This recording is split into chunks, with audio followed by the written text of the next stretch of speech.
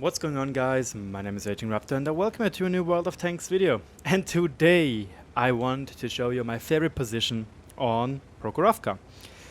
And I want to do this in the AMX 1390. In this game, I have to give you a little spoiler because I actually was able to get the third gun mark in this game. So it was a pretty decent game because at the beginning I was not expecting to get the third gun mark because I was 1% off of getting it. So you can imagine that we had to do a pretty decent chunk of spot damage and normal damage to actually get it. But yeah, the map we are facing right now is Proko. You already saw it, hence why the name in the title. And the game is pretty interesting. No artillery whatsoever. And may I already stop for a second because I want to explain something. I actually have terrible handwriting. You might saw it there. I wrote some pueblo in the middle. I wanted to get some people in the middle because, as you probably now already can guess, I want to go onto the hill. Which is very awkward to think about to go as a normal scout.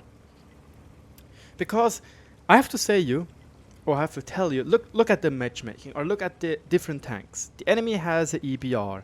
The enemy has a Gzor and a Roo. We have a Gzor, me, and another EBR.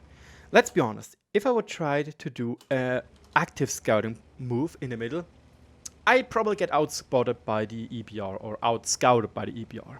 If I would try to go over there, that would be certain death because you could already see the EBR tried to contest it, the Roo tried to contest it.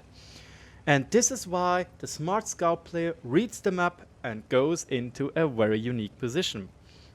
It's already a position I already talked about in my video where I got flamed as a noob scout in my Sheridan, and this is what we're going to do basically almost throughout the whole game. Just that. We're going to sit in this bush, use the roughly 70 meters to not get spotted, and keep those people spotted. And I have to say something. I love what is happening here. I love most things about the spotting system in World of Tanks. Usually it is the most non-RNG thing in the game. Legit, like there is nothing about RNG in spotting, camo values, etc. involved. If you know those, you can be 100% certain they will work 100% of the time. So yeah, now what I want to try to do is keep those people spotted. Poor 430U, actually no, because screw you, you're playing a 430U and this is just lovely. What I want to try right now is to keep the people spotted. Why do I want to keep the people spotted? I can explain to you quite simply. In World of Warships, for example, you know when you are spotted all the time. If you are spotted, you have a little lamp which shows you for every single time. As long as you're spotted, this lamp is active. In World of Tanks, obviously this isn't the case. And this is why I want to keep those people spotted. Yes, they know right now that they are spotted right now. But do they know they are still spotted? Because those are the mind games. The T10, for example, doesn't know that he's probably still spotted. The UDES knows that he is now spotted again because of me. And we farmed 3000 spot damage. I want to point out, if you know what you're doing, in an EBR, this position is amazing. This position is absolutely gorgeous. Why? Because EBRs are faster, have better camo values than this tank, for example, and they're faster up here. Plus, they don't need view range for this position. Seriously, we are spotting people on 100 meters, on 80 meters. We don't need spotting. We need no spot range whatsoever. And as you can see already, the enemy lost 2 scouts. Our team lost 2 scouts. We are still alive. And here, I try to be a little bit sneaky. I killed Hodenkneifer, which is... I don't know if I get demonetized when I'm saying this. It's the literal translation of balls pincher. Yes, those balls on your wee-wee. Here we sadly got spotted again. Most likely because the 1-to-1 has a very good view range crew. Because this bushes give around 50% camo most likely. And we have pretty good camo rating overall. But when he gets too close, he is able to spot us without an issue. Hence why now I'm playing a little bit more careful. Because look at that, we already lost more than half of our HP. Because of the sniping Skoda T50. I was actually pretty darn annoyed at the point that the Skoda T50 is sniping only. because there is no really point in it to snipe with an autoloader. And I'm pretty sure he has an autoloader because I'm not sure. Please correct me in the comment section below. I'm not sure, but I think the non-autoloader gun does not have APCR as standard rounds. But I might be wrong. But yeah, this position is just so great because it is very safe. For this side, for this team, it's very, very, very safe. Because again, you could see, if you get spotted, we can just simply drive down into the, I don't know, in the little canyon here or valley here, and we should be pretty safe. And the good thing is we are very lucky that our team plays so aggressively in the middle. However, I read that a lot in my German video, that I'm lucky that the people drive like this. I have to point out, there is no artillery, so why shouldn't they? There is no threat of getting shite on by a clicker guy which is fapping behind there and just pooping on your head, you know? That is why it was good from our team to go into the middle. It's very, very good. And now you could see we are now at 4,500 combined damage, which is very, very good so far. And now I'm trying to do something more or less sneaky. Sooner or later I want to get the T10.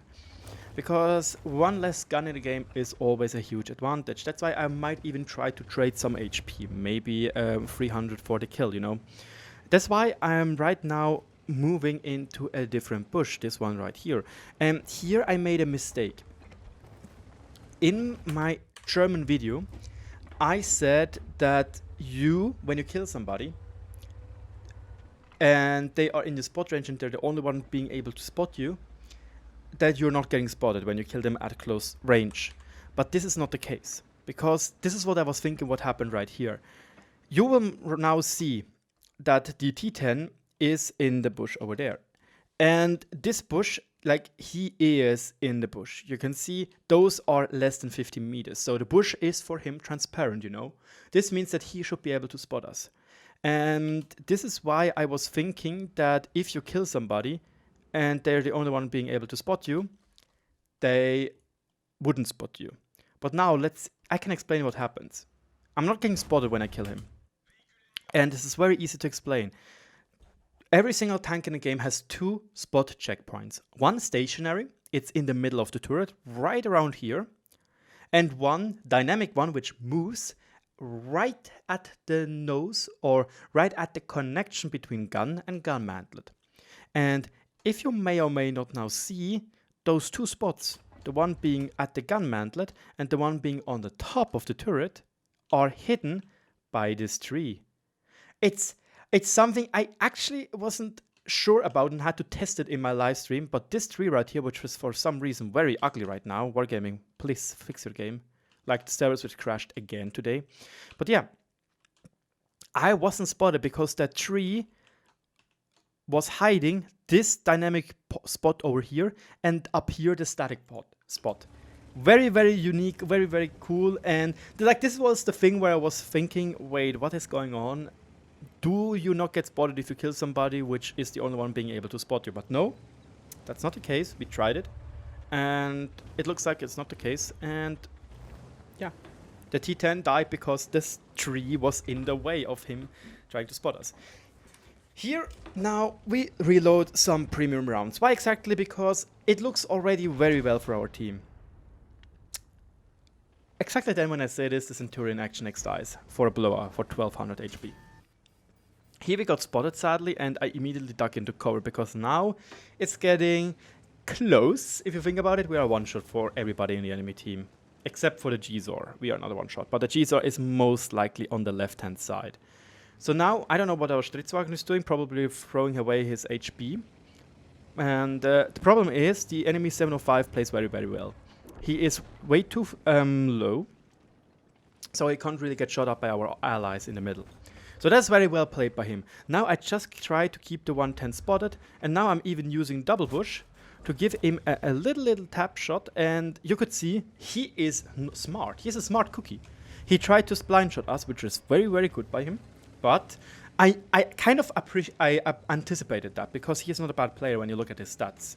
This is also why, for example, XVM is still a very unique, good tool to judge what an enemy is going to do. And as stupid as it sounds, a good player is much more predictable than a bad player. I know this sounds very weird, but the good players always try to go for the most effective route. So this is why I was thinking he's going to do a blind shot on me. And this is why I was doing only one shot to be safe, you know? Those are like, this is what I also like about World of Tanks. Those mind games you can do with a good player. Today I had also one with my Lansen C. Video coming about this tank very soon. I had an incredible great game in it, and I have to say I actually really start to enjoy the Lansen C. It's a very unique medium tank. But yeah, you can see right now, we are a very boring Raptor right now. We are a boring Raptor, not RagingRaptor, because we are just camping in this position and keep on camping. Now the Skoda T50 finally decides, yo, it's enough camping, I might need to do something. And this is why I also start to now give him some shots. I just focus with auto aim, because I wanted to see what the 1-to-1 is doing, so I can concentrate on driving away. Sadly, auto aim didn't really work out that well for us, and I only managed to pen 1 shot out of 2. I immediately ducked back into cover and initiated a reload, because I was thinking he's probably going to YOLO me, which was risky, but luckily enough, our team has our back. I'm not sure if it was Lord Barnable. By the way, shout out to you. Very, really, if you see me in battle and write to me, I appreciate it. It's something very, very cool, and I love getting messages. So if you are on the EU server and see me in battle and I rage, still give me a little note. Even if I rage against you. No, jokes aside. Seriously, this is now perfect for us, because look how our team is situated. Those people are over here. Those people are over here. I'm the only one spotting those guys at the moment. So now I decide, you know what? They're not focusing on me. So yeah, Skoda, bye-bye Skoda. Give me your 350 spot damage. The 705 is only spotted by us, and this is why I say, you know what? I don't give a shite anymore. Go in, 8k combined damage. And yeah, this is my 1390 game. It was, in theory, it was a very boring game, because we were legit only using those bushes. But I think it was a very, very important game for you to see how I play this position and why it is my favorite position on Proko. It's so much safer to use than those positions over here. Those are very high risk, high reward positions. While this one up here is very much low risk. Sure, artillery can screw over your day. I don't want to say that with artillery it is easy. It's actually rather hard, because artillery can really screw over your day. But other than that, this position is very safe. With an EBR, it's a dream. And if you have people in the middle sniping at what you are spotting, you're set. You are golden, basically. Because if they want to push you, they have to commit hard. And yes, it happens that you get rushed by an idiot. He kills you, but loses all his HP. Sometimes a tier 10 tank and you're on tier 8 scar. It happens. But then you have to just say, first of all, you are an a-hole. Second, you just wasted yourself for 1 tank. Why are you this stupid? So now let's have a look at the post-game stats. Because I already took it away from the beginning, we got the 3rd gun mark, which was amazing. Again, we did more than 1% in this game. I think it was around 1.2%, because it was an 8k combined game, which is absolutely bonkers. I personally would say 6,500 spot damage, 1,500 damage dealt by ourselves, which is great. Only first class, which a little bit sadly. But in the end, 1,178 base XP. I'll take it. We are 200 base XP. No, excuse me, almost 300 base XP. Better than the second of our team. The Leopard 1 also did a very good job. And again, Lord Barnable told me it's a pity that I played this poorly when I was playing with you. Dude, ship happens, really. Ship happens. I just wanted to see. I did a lot of screenshots. I wanted to show you now what the EBR did and what the G's of our team did. The EBR, he got the Patrol Duty medal because he was able to spot a lot of people at the beginning, but in the end only 3,200 spot damage. Gzor only 2,200. Again, the left side is much more high risk, high reward. It can work out without an issue, it can work, but Once again, on the side we played, this position is so much safer. 9 shots, 8 hits, 7 penetrations. Sadly, not that much credits if you think about it. Yeah, sure, we shoot some gold, but still very little. Spotting doesn't give a lot of money, let's be honest. We spotted 6 people, we damaged 5 and destroyed 2 of them, which is great. And we still traveled 3 kilometers. Now I just want to quickly show you another replay, not replay, but another picture. This was from a German journal, and he wrote that he used the same position I showed in the video with the EBR 90, and he said, RagingRaptor, I really love the position. And he was like, thanks mate for this very good position. And you can see he did well as well. 1000 base XP. Looks like this SU-14-2 showed how broken artillery is. But then again, he did 5.3k damage. Obviously, he told me he used the position. Yeah, I can only recommend it. My name is RagingRaptor. If you enjoy such videos, let me know in the comment section below and reward me with a like and a subscription if you're new to the channel. New videos coming out tomorrow most likely, where I show you the Lanzen C, a 2v5 carry. And yeah. Cheers, and on to the next video with you guys.